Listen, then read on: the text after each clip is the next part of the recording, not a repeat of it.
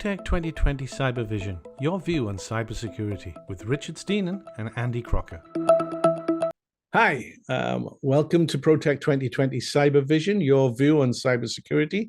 I'm Andy Crocker and I'm with Richard Steenan. Welcome, Richard. Good to see you again, as always. Sorry, it's been a while again since our last video, and we said last time that this time we're going to speak about Telegram. I use it a great deal. How about yourself, Richard? Are you a Telegram user? I'm not a Telegram user. I use Signal for private communications. I like the ephemeral nature of it.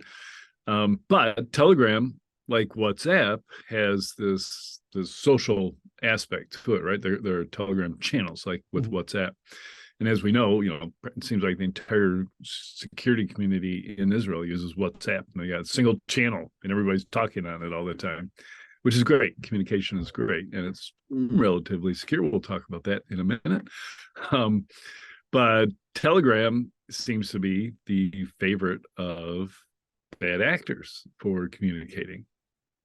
Absolutely, yeah. I'm the same as you. I don't necessarily use it for communicating, or I don't use it for any sensitive communicating, that's for sure. Anything that I don't want anybody else to read doesn't necessarily go on Telegram. However, you're quite right. It's not only used by bad actors. There are a lot of bad actors use it, and we'll come on to them in a minute. But also, there's some fantastic feeds that you can link into and just follow, and they're brilliant. Well, Cyber News, for instance, and I know we were talking earlier on about your son being on Cyber News recently, and sorry, Hacker News. Sorry, not Cyber News, Hacker News. And I love Hacker News. But what I find too time consuming is if I have to go to the website and read through everything all the time. Whereas what I really like about Telegram is that it gives me almost like a Twitter feed of snippets from Hacker News. So this Hacker News comes out with the little links back to the website, and I dismiss X amount of them that I know about that, or I'm not interested in that. It's not my field. I'm not really worried about that. But when it comes down to something about ransomware or something about anything like that, then it's great. I just click on it and then I'll open it, read that little story, and then I think, well, I want to know more, so I'll click on the link and go to the website, and it's phenomenal. And I love that instant access to the information. Brian Krebs, I know you know Brian as well as I do, and I love Brian, and he's a really cool guy, and he's done some really great work, and he's had lots of problems doing that good work with the Russians going after him, etc. But Krebs on Security has a feed, and now rather than having to go to Krebs on Security's website every day to look it up, which all the companies I've ever looked after, all the people I advise, I would say, oh, look, yeah, you should definitely go get a feed from Krebs on Security. It's really good. He's very up with it. He's a good guy to listen to. Now I say get on Telegram and do Krebs on Security feed, because you just get the like little Twitter things of it, and you get the link, and it's brilliant for that. And I would recommend it to you, Richard, just for those. If you no, now I'm tempted. I'll hop on there, and at least I'll be a consumer, if not a user of the data. Yeah, that's more what I am, to be perfect honest. I do chat with people on it, but nothing private. I use it more for that. But then we come on to the bad feeds. Now, the bad feeds, it seems to me that the dark web has been known by everybody for so long, with the onion router, etc., and with Tor and what have you. It seems to me that the marketplace is moving away from these forums and these dark channels that are on the dark web, because I'm seeing more and more of it now, especially towards hacking stuff, credit card abuse, the carders and the people like that, and account hackers. They seem to be selling their wares on Telegram. And not surprising. I've always thought, at one point, I saw one of the founders of Dual Security speak, and he showed how you can create your own exit node for Tor and how simple it was, and then you could monitor all the traffic that came through the exit node. And it was at the time there were only 3,000 exit nodes on Tor, so Tor would be super valuable if there were 100,000 exit nodes. But with 3,000, probably half of them are operated by national security agencies who are scooping up all that data. So to me, it's fundamentally flawed for keeping your bad activities secret from intelligence agencies. Not to mention the fact that the forums that they create in the so-called dark web are probably half infiltrated by law enforcement down below the national security level, who are looking for Carters and all the rest. Yeah, I agree with you, especially on the Tor exit nodes. That we did that. The company I was with did that. We had Tor exit nodes, and we were looking at it, and you're quite right. 50% of them were probably law enforcement anyway. Yeah. Right? Yep. Or government agencies and law enforcement, and they were easy to monitor. As you say, 3,000 of them. There's not many. You can easily set up, a crawling bot to gather all that information. We were using Elasticsearch for grabbing the data, for sorting the data, etc. For looking at it, and it was great, and it was very easy to do. And the other thing is, you say that on the channels, that on the forums, etc., all infiltrated, absolutely 100% infiltrated by undercover officers going online. And not to mention the threat intelligence vendors themselves, who have infiltrated all those systems, right? They are getting ready to release a report on threat intelligence, and there are exactly 100 vendors that specialize in threat intelligence, plus several dozen big vendors that have threat intelligence that they sell as well, Microsoft, Cisco, etc. And all those guys have accounts in all the forums, and monitor them, with automated systems, so they can suck in all that data and then report to their customers when people are talking about their company or their executives or their executives' families. That's exactly it. All the way down. Yeah. Yeah, well, as you know, Project 2020, we do a certain amount of that, and we get more and more into that in the future. I've always thought that intelligence is one of the most important parts of cybersecurity. Intelligence and education are the two most important, in my opinion, two most important things towards cybersecurity. Your firewalls, your anti-intrusion, your SIEM products, all of them are absolutely fantastic. Nothing wrong with them whatsoever. I don't knock them in any way, shape, or form, because without them, we would be overrun. However, you can spend 5 million on that, and people whinge then about spending, or mourn, I should say, for our audience rather than whinge.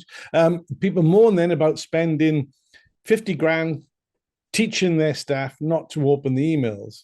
And to me, that's crazy. Because knowing what's coming is important, and teaching your people how to deal with what's coming is really important. If you do both of them, you improve your security no end. That said, I've come to the realization that the very best cybersecurity awareness training in the world is provided by the attackers, because after you've been totally breached, your company's threatened into going out of business, you've paid tens of millions in fines and recovery costs, then you get the message and you start investing in cybersecurity. And it's sad, but it's human nature that you don't respond to a threat until after the fact. And governments are the same way. Look at what's going on in Australia right now, right? They've been hammered, big organizations, Optus and Medic Compare or something like that. Both just totally breached and lost all their customer data. And the Australian government said, wow, we got to get serious and impose fines and regulate this. And, governments are always reactionary, as are mostly large corporations. Yeah. I've always said, the best time to go to a company is the only time they ever have the checkbook open is while they're under attack. And Yep. if you go Yeah, to a company definitely. when they're under attack, they'll pay you anything. Go to Yep. them beforehand. Oh no, but Yeah. And you know them what? afterwards. The problem is risk management, because for 22 years, ever since the Secretary of Defense at the U.S., Don Rumsfeld, came back into government, he brought in the risk management language, and that became the mantra for everything. All the U.S. Frameworks are couched in risk management terms.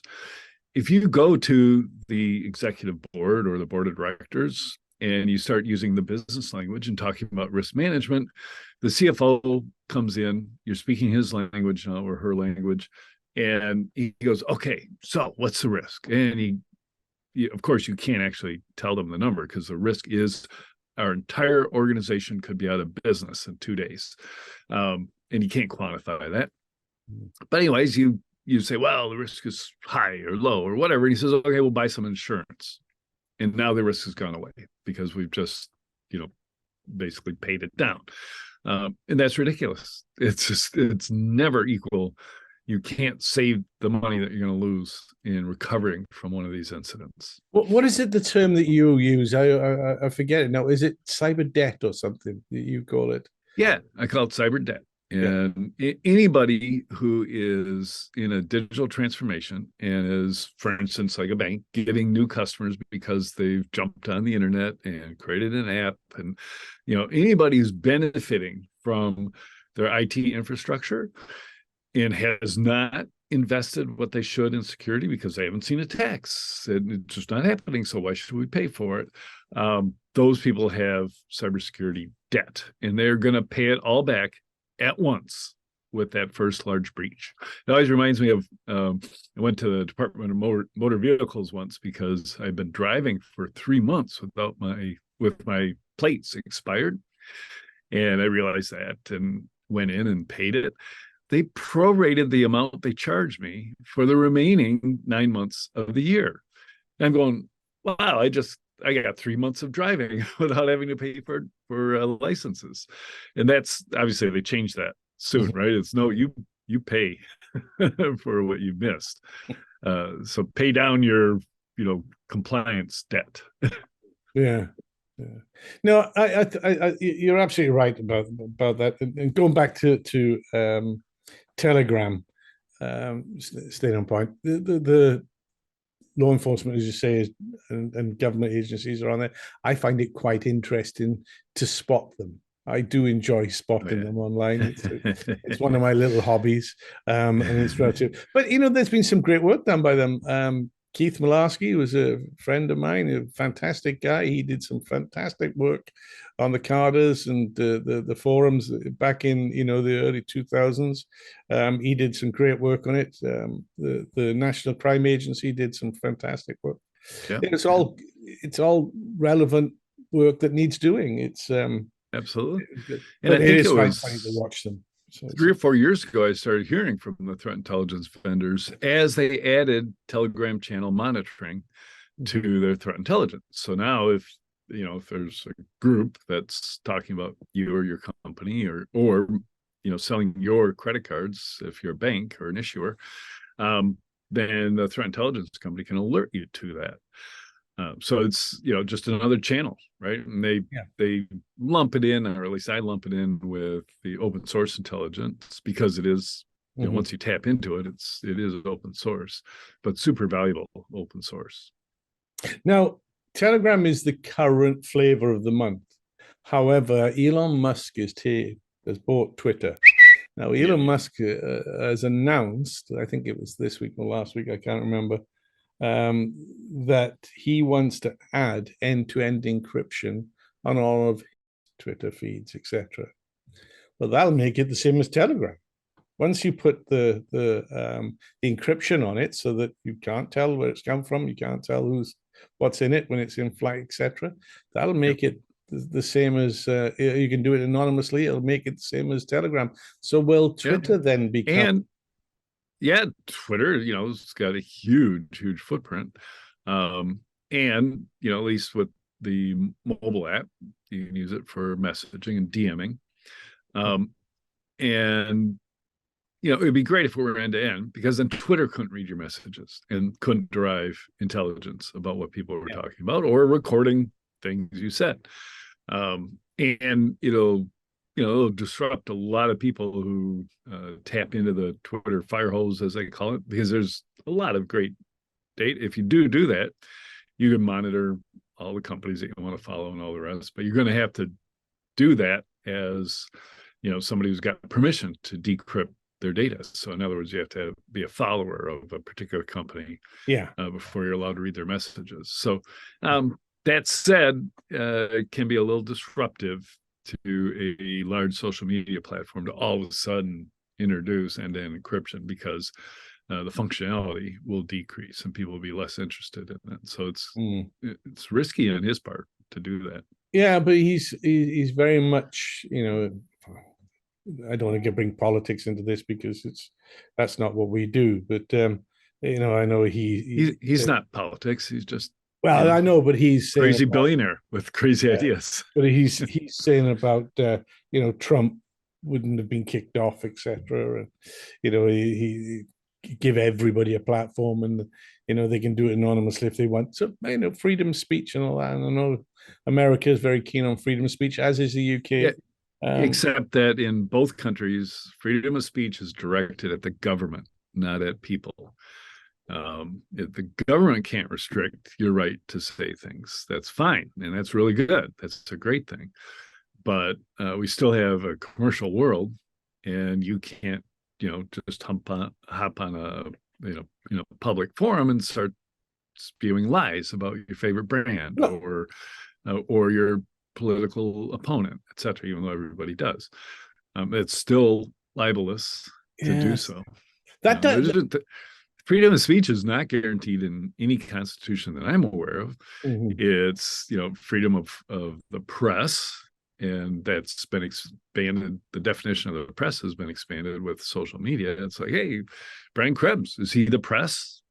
No, the Obama administration would not have granted him that distinction. They had a very, very strict distinction, because you might remember during Obama's administration, they were putting journalists in jail for not revealing their sources. And that's, and I was like, hey, I write for Forbes at the time. Does that make me a journalist? No, I didn't qualify. So I had to, they could come after me and force me to reveal my sources if I had that kind of reporting, which I don't. So then we come on to WhatsApp. Okay, and there's been this big thing recently, Cyber News. It was that, I got mixed up with Hacker News and Cyber News. They announced that they had been contacted by somebody on the dark web who was selling 479 million WhatsApp accounts. Yeah, or was it 551? Big number. Yeah, the original number was 470 odd million, and then people have been rounding up to 5 million, and now it's probably gone up above that. But I think it's slightly misleading, because all the press, as you know, say WhatsApp hacked and breach, data is gone. Yeah.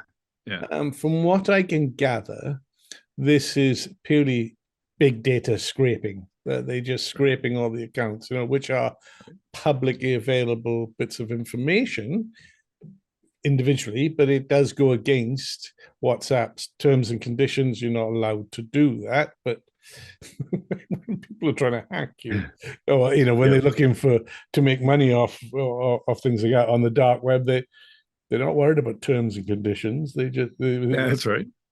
So, that's right. And it's interesting, because there was a recent lawsuit in the U.S. where LinkedIn was bringing a civil suit against somebody who had scraped LinkedIn profiles. Right. Yeah. Super valuable information. And there's no question that, on the one hand, somebody was stealing their intellectual property, but it's not really their intellectual property. That's the intellectual property of the individuals who post that information. So they lost, didn't they? They lost. But then Facebook won. because Right. a similar Right. thing came up at Facebook at the same time. So Yep. you had LinkedIn lost, so no scraping's allowed, and then Facebook had a similar one where they were preventing some, but Facebook won. But I think it was all to do with the way the data was collected, which is Yeah. why Yeah. the reasoning for the findings, Yep. which was interesting, but it's too deep to go Yeah. into the legal side of Yeah. it. Yeah. But Yeah, on but Facebook, you have to launch, ads in an app that people use, like Cambridge Analytica did, to get all that data, and that's that takes some hacking. so, what's your view on data scraping? Then should it be allowed? I think for public domain information, it should be. So therefore, Twitter, that's public domain. LinkedIn is public domain. So uh, so yes, though it'd be great if LinkedIn, in any of those sites said, hey, you know what, we'll make it easy for you, and we'll sell you an API feed of the information you need. But LinkedIn does not do that. Twitter gives you an API feed for free, and Crunchbase will sell you an API feed for $65,000 a year. You can just ping it and get all, I don't know, hundreds, if not thousands, of companies' data updated whenever you want it. So yeah, they're skirting a line when it's crowdsourced data, because if they didn't create the data and it's not truly their property, then it's hard to keep it. That said, there's a great model for defenses against screen scraping. There are many vendors that provide you solutions that you can just tell by looking at the logs of somebody's screen scraping, because they systematically are following every link. They look a lot like a web crawler when they're doing that. And you should probably be making decisions about which web crawlers that you allow to look at your entire site. Google, if you think about it, is screen scraping, right? They're recording your entire site and all the text and images on it every single day. And you might let Google and DuckDuckGo and Brave do that just so people can find your site. But if it's a potential competitor or somebody just doesn't want to pay your subscription fee, and I'm speaking personally, right? Because they recently launched a paywalled data solution. We have to monitor that constantly. Only subscribers could launch a screen scraping attack, and obviously they signed a big long hairy contract that says that they won't. So that's our protection. Yeah, I think the trouble is that the general public, if you like, don't know how much data is available to people. There are companies, as you know, that make an absolute fortune out of data scraping, and you can go to any of them, because let's say, for instance, you want to know all the CFOs in North America, so that are CFOs that are in charge of financial, or no, let's say CFOs that are in charge of that run the finances for medical companies. Right. Yep. You can find that. Now, you can find that because there are companies that will provide that information. They get that information by scraping. That's how they get it. Or scraping and other means like Zoom info, right? The best way to get a end user's email address is, if if you have one email address and it's first name, last name, you try that and see if it bounces or not.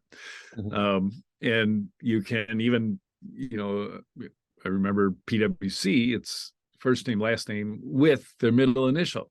So now you got to send 26 emails to see what their middle initial is. And boom, you've got that information as well. So it's it's used often, and many people actually buy services from companies that do that. So this is a great opportunity to sneak in here talking about virtual reality. So my son's visiting over the holidays, and he brought his Oculus Pro, which is a very expensive the new Oculus Pro VR set. It is amazing. So he was already bugging me about getting exercise because he's worried that I'm going to keel over someday, because if I am the definition of a sedentary lifestyle, right? I sit in a chair 16 hours a day. And so he said, here, try this cool headset and play this Beat Blade, I think it is, which is Beatbox. Where you no Beat Blade. You've got lasers. Yeah, you get the lasers where the boxes come at you. Yeah, exactly.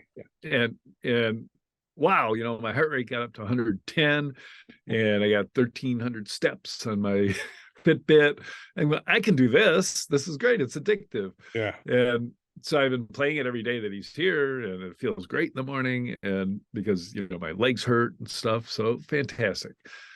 And then last night I told him, hey, there's a message from so and so in your virtual room that you get into when you're there. And he says, oh, that's just a Facebook message. And then we're going, oh, right, it's Meta. The Oculus Pro has got like 8 different connections to Facebook. They're gathering all of your information. Yep. And we had already decided, I'm going to get one for my health. And that was like, no, sorry. I already have, I'm very, very leery about doing anything with Facebook. Same way I am with doing anything with Google, right? I just don't want to use Google for things like Gmail because they're scraping the data from it. You're talking about very private things, and Google is reading it. And Ann Bader and I tested this once. I sent her just the IP address of a website we were launching, and the next day the entire website was indexed by Google. So they're reading your email all the time. So Gmail is not a good privacy solution. As I tell all of my clients. Yeah. It's just like wide open to one company. And do you really want to trust that company who in the past has had revealed relationships with the NSA? So anyways, now I'm looking at other systems and we'll see. Sony looks pretty good. Well, I'll come back to you for that. I have an Oculus, not the Pro, but I have an Oculus. But you can use it without putting real data in. Yeah, right. I'm going to say no more than that. All right, good enough. So yeah, no, I don't have a Facebook account. Do I have to create one? Okay. Yeah. Well, that's a good idea. That's a good idea. Yeah. So that's it. Yeah. So they'll quickly figure out, from my home network where I actually am, and they'll figure it out. They can cross correlate. They haven't. Not you. You're. They haven't for you. Yes. So anyway, going back to the WhatsApp scrape. Okay. Yeah. 500 million accounts. People, that data is out there. So do people need to be worried? Yes, they do, because those accounts can be used. What I've been advising everyone is to activate the 2-step authentication on WhatsApp. If you've got a WhatsApp account, it does have two-step authentication on it. So you just put a PIN number in it.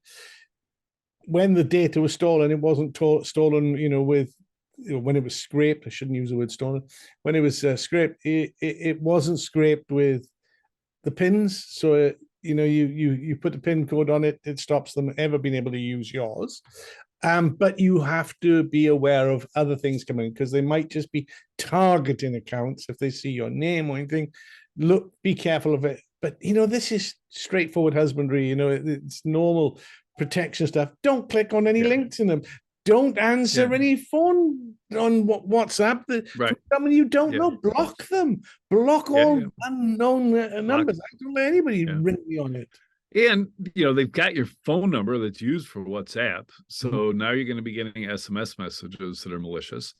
Do not click on them.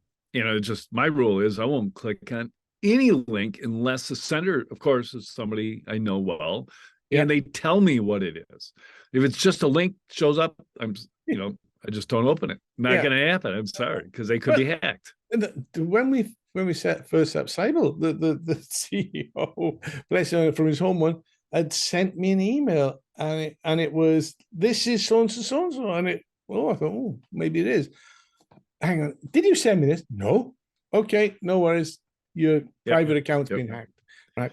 I Yep. don't Yep. open any links. I don't click on any links. I don't click on any attachments. I've got I do keep a lovely folder on my email account called phishing because I love Yep. studying them, and it's Sure. great Yeah. and it's really good for our company. We study them and we learn from them. But I don't click on any links and I don't understand how people do, why they fall for it so easily. I know people are out of their comfort zones, etc. But everybody's been banging on about don't click on links and attachments unless you're 1,000% sure where they came from. Yep. So my thing is don't click on any links. Be careful. Watch for anything coming on your phone now. Also put on two-step authentication on to WhatsApp. So that's it. Boom. And 98% of all security right there. yeah, absolutely, and make sure that everything's up to date. So get everything patched. And so that's the WhatsApp one. And going back to the scraping, I think that what these companies, and again, this is more about policy than it is about cybersecurity, is that your average user doesn't realize that by giving his telephone number to his WhatsApp account, that becomes public information, right? That can be scraped. Yeah. When you have a company that is taking people's personal details like that, and their name and their telephone number, they should make it clear that we won't be protecting this. This is you putting it on a forum for people to be able to view it. And then if you've got ones that do protect it, that should be absolutely so. Right, provided you do this, that's your telephone number and your personal data totally protected. Those to me are the correct ones. And so therefore, scraping then doesn't become an issue. If you know what you're putting out to be able to be scraped, then that's fine. Then you say, well, I've given my permission for that to be scraped, if you like. And then scraping doesn't become an issue. But if you don't know and companies are not telling you, that makes it, for your average person, that's quite a thing, really, that shouldn't happen. Yeah. Anyway, okay, so we've covered everything we wanted to cover in this, Richard. And more. And more, yeah, as we always do. But it was great. I thoroughly enjoyed our chat again today.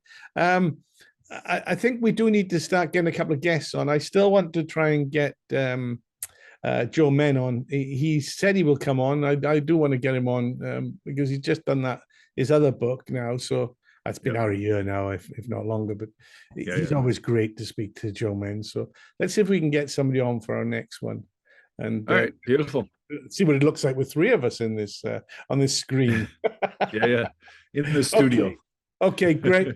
Richard, listen, thanks very much for chatting to us again. It's really good. And to everybody out there listening to us, if you've enjoyed it, please hit the subscribe button, hit the bell for notifications, hit the like, give us a thumbs up, do whatever you can to encourage us to continue doing these.